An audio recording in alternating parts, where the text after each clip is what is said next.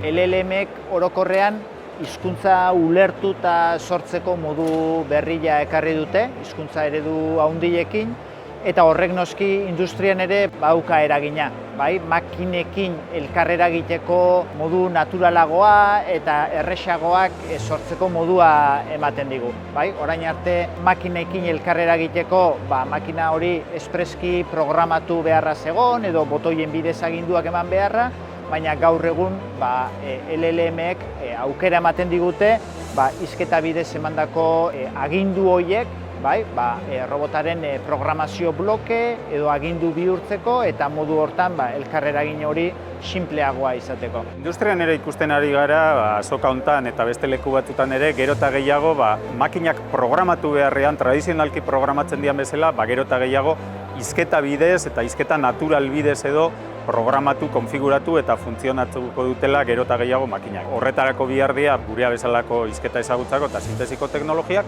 baina gainera egokituta ingurune industrial batera, ezta? Izan daitekena fabrika bat, biltegi bat, zarata eta horrelakoa dituna, eta justo hori da eskaini dezakeguna, ezta? Hizketa bidezko interakzioa, euskeraz eta beste hizkuntza askotan, pertsonalizatua eta ingurune industrial zaratatsuetara ere egokituta.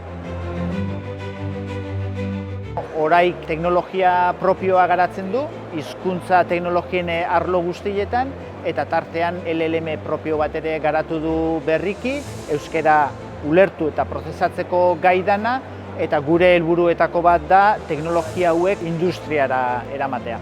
Robot honetan integratu duena da ezagutza alde batetik, hau da, hitz egiten zaionean berak jakiteko zer esan diogun, eta bestetik hizketaren sorkuntza. Berak eman behar dituen erantzunak ere hizketa bidez emateko.